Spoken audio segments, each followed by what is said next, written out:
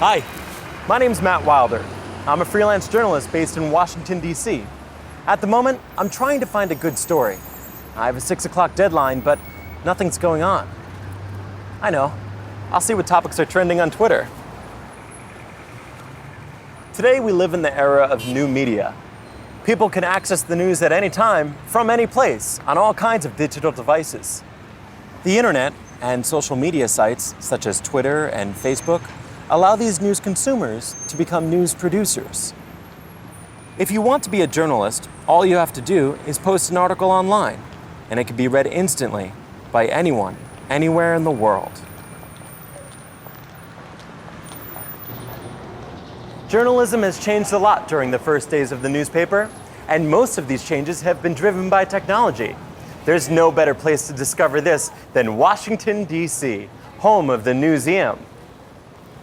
There are over 30,000 newspapers here, covering over 500 years of news. This is the Boston Newsletter, thought to be the first continuously published newspaper in North America. This edition, from 1718, reports on the sensational killing of Edward Teach, better known as Blackbeard, believed to be one of the most dangerous pirates at the time. Reporting in the early days of journalism must have been very difficult. Journalists would ride their horses to the nearest town that had a printing press. Their reports were then published in a newspaper, which was often just a single sheet of paper, and distributed on horseback. The roads were bad, so it was very difficult to send news over long distances. By the time most people read these newspapers, the news was often very out of date. This all changed when the first telegraph line was built in 1844. Suddenly, journalists could send stories quickly. The telegraph is said to have revolutionized news reporting. This new style of journalism came just in time for the American Civil War. For the first time, news could be sent at the same time as battles were being fought. War correspondents, and the stories they sent, became very popular. But there were still problems. These war reports were very biased because journalists represented their own side in the war. There was no objectivity, and reports were usually censored by the army or the government.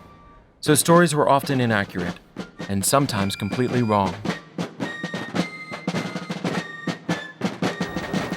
It wasn't until the invention of radio and television that news could be broadcast live. This completely transformed news and created the age of the mass media, where news could be communicated to a huge audience. Throughout the 20th century, demand for news stories increased, and news technology continued to advance. By the end of the century, there were hundreds of cable TV channels, lots of 24-hour news channels, and the internet had been invented. Suddenly, we were in the information age. This is the HP New Media Gallery. It shows the news as it is today. Visitors to this exhibit are placed right at the center of the digital news revolution. They are instantly connected to the day's news by live Twitter feeds, showing the day's trending news stories. They can also check out major news stories which were first reported on social media. These pictures of a plane landing on New York's Hudson River were taken on a smartphone and uploaded to Twitter seconds after the incident had occurred. Speaking of smartphones, fantastic. A tweet from the White House. Oh, there's a big announcement in 25 minutes. I better go. Bye.